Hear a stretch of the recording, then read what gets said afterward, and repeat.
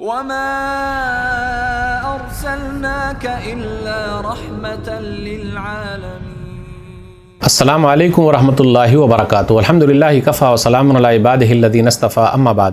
محترم ناظرین کرام، سیرت النبی صلی اللہ علیہ وسلم کی آج کی نشست میں ہے پہلی ہجرت حبشہ کی طرف پہلی ہجرت۔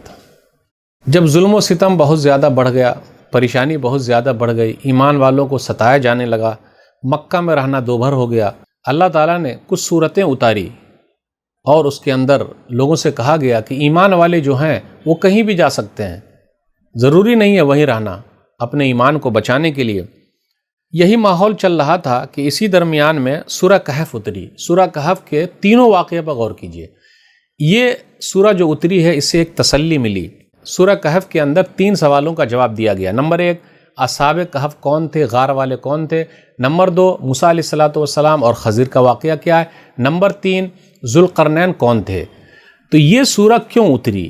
تینوں واقعات سے ہمیں اور آپ کو سبق لینا ہے۔ پہلا واقعہ غار والوں کا ہے، یہ 5 سے 7 تھے، اس کا ذکر ہے، اور کس طریقے سے وہ لوگ ایمان لائے، بادشاہ کے سامنے ڈٹے رہے اور کہا ہمارا رب اللہ ہے جو آسمان و زمین کا رب ہے۔ پھر وہ لوگ اپنے ایمان کو بچانے کے لیے پہاڑ میں چلے گئے، غار میں چلے گئے، 309 سال تک پہاڑ کے اندر رہے، غار کے اندر رہے۔ تو ایمان والوں کو دوسرے ملک جانے کے لیے ملا، یہ تسلی دی جا رہی ہے۔ اس لیے اللہ نے کہا وَإِذَا اعْتَزَلْتُمُوهُمْ وَمَا يَعْبُدُونَ إِلَّا اللَّهَ فَأْوُوا إِلَى الْكَهْفِ يَنشُرْ لَكُمْ رَبُّكُمْ بِرَحْمَتِهِ وَيُهَيِّئْ لَكُمْ مِنْ أَمْرِكُمْ مِرْفَقًا۔ سورہ کہف سورہ نمبر 18 آیت نمبر 16۔ اور جب تم ان سے اللہ اور اس کے سوا ان کے دوسرے معبودوں سے الگ ہو گئے تو غار میں جا کے پناہ لے لو، تمہارا رب تمہارے لیے اپنی رحمت پھیلا دے گا۔ پتہ یہ چلا جہاں بھی پریشانی رہے دین ایمان کو بچانے کے لیے چلے جائیے، دوسری جگہ پہنچ جائیے، اور تمہارے کام کے لیے تمہاری سہولت کی چیزیں تمہیں مہیا کر دے گا۔ ینشر لکم ربکم رحمتی ویہیئ لکم من امرکم مرفقا۔ تو یہ واقعہ بتانا مقصود ہے کہ مکہ ہی ضروری تھوڑا نہ ہے کہ مکہ ہی میں رہا جائے، دوسری جگہ چلے جائیے۔ اب موسیٰ علیہ السلام اور خضر کے واقعہ پر غور کیجئے کہ ظاہری جو چیز نظر آتی ہے اندر کچھ چیز اور ہوتی ہے۔ اب دونوں واقعے میں موسیٰ علیہ السلام خضر کے ساتھ ہیں، تو دیکھا آپ نے کشتی پر سوار ہوئے تو کشتی میں سوراخ کر دیا، ظاہری یہ چیز نظر آ رہی ہے نقصان۔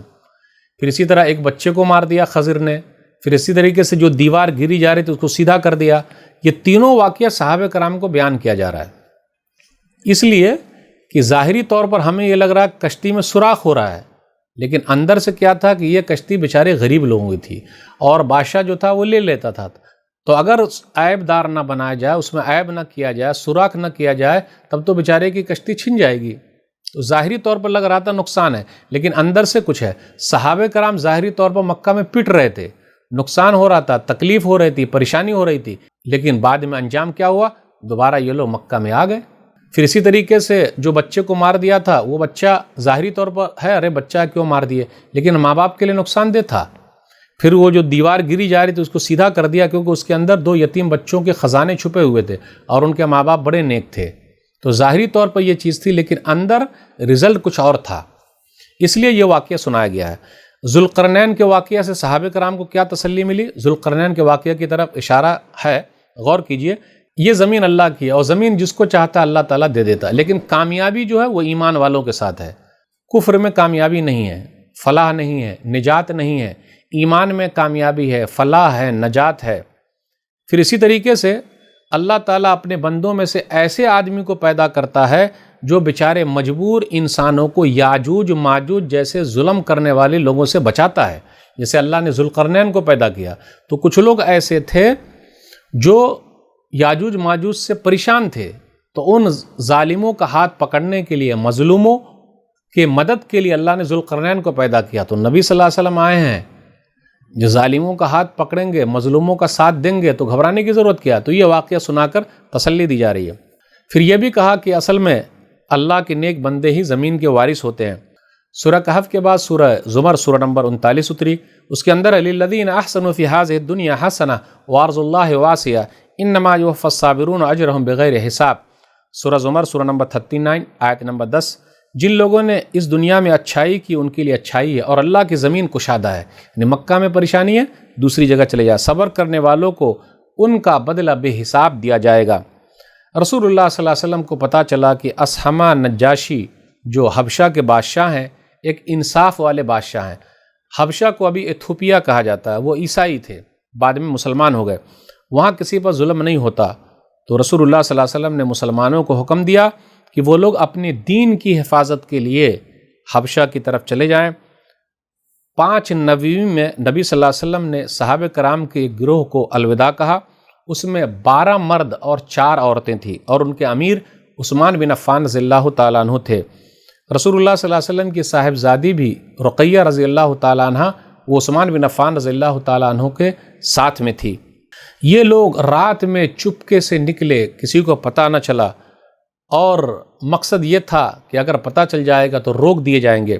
وہ جو ہے بحر احمر کی طرف جا رہے تھے. ان کا رخ جو تھا جدہ کی طرف، جو ابھی ہے، کیونکہ وہاں پانی وغیرہ ہے، سمندر ہے، وہاں جانا تھا، اور وہی وہ لوگ جا رہے تھے. تو وہاں 2 تجارتی کشتی موجود تھی جس پر وہ لوگ سوار ہو گئے. جب ان لوگوں کو پتہ چلا تو یہ لوگ پیچھے پیچھے گئے، لیکن جب تک وہ لوگ جا چکے تھے، اس طرف پہنچ چکے تھے. ادھر مسلمانوں نے حبشہ پہنچ کر بڑے چین کا سانس لیا، وہاں آرام سے چلے گئے، آرام سے رہے. اسی سال رمضان شریف میں یہ واقعہ پیش آیا کہ نبی صلی اللہ علیہ وسلم حرم شریف میں تھے. وہاں قریش کا بہت بڑا مجمع تھا، ان کے بڑے بڑے سردار لوگ جمع تھے. آپ صلی اللہ علیہ وسلم ایک دم اچانک کھڑے ہو کر سورہ نجم کی تلاوت شروع کر دی. ان کے کانوں میں ایک ایسی چیز آئی جو اس سے پہلے ان لوگوں نے سنی نہیں تھی. انہیں ہوش ہی نہ رہا، سب لوگ بے ہوش ہو گئے. بالآخر میں نبی صلی اللہ علیہ وسلم نے جو آیت پڑھی، جو اس سورہ کی آخری آیت ہے، فَاسْجُدُوا لِلَّهِ وَاعْبُدُوا، اللہ کے لیے سجدہ کرو اور اسی کی عبادت کرو، اور اس کے ساتھ ہی سجدہ فرمایا تو کسی کو اپنے آپ پر قابو نہ رہا، سب لوگ سجدے میں گر پڑے. حقیقت یہ ہے کہ اس موقع پر حق جو ہے وہ سامنے نظر آیا، لیکن ہر دھرمی جو تھی لوگوں کی وہ تو ختم ہو گئی. انہیں اپنے آپ پر قابو ہی نہ رہا، وہ لوگ سجدے میں چلے گئے، گر پڑے، سب لوگ سجدے میں چلے گئے. جو لوگ ہجرت کر کے گئے تھے حبشہ، ان کو پتہ چلا کہ مکہ والے مسلمان ہو گئے ہیں، جبکہ یہ لوگ بے ہوشی میں تھے، یعنی قرآن سن کر مدہوش ہو گئے، پتہ ہی نہ چلا، اس لیے وہ لوگ سجدے میں چلے گئے تھے، اسلام قبول نہیں کیے تھے. لیکن اس چیز کو اڑا دیا گیا کہ وہ لوگ مسلمان ہو گئے ہیں. تو اس کے بعد شوال کے مہینے میں لوگ آئے، واپس مکہ آ گئے. جب قریب پہنچے تو پتہ چلا ارے نہیں، وہ لوگ تو بے ہوش ہو گئے تھے، یعنی ان کو ہوش ہی نہیں تھا، قرآن سنا تھا اس لیے سجدے میں گر پڑے تھے. تو کچھ لوگ واپس حبشہ چلے گئے، ایتھوپیا چلے گئے، اور کچھ لوگ چھپ چھپا کر قریش کے کسی آدمی سے مل کر اپنے گھروں کو واپس آ گئے. تو ناظرین اکرام، یہ پہلی ہجرت تھی حبشہ کی طرف جن کا ذکر ہے. دوسری ہجرت حبشہ کی طرف جن کا تذکرہ ہم آئندہ نشست میں کریں گے. اللہ سے دعا ہے کہ اللہ تعالیٰ ہم لوگ کو نبی صلی اللہ علیہ وسلم کی سیرت کو پڑھنے، سمجھنے، عمل کرنے اور لوگوں تک پہنچانے کی توفیق دے. آمین. والسلام علیکم ورحمۃ اللہ وبرکاتہ.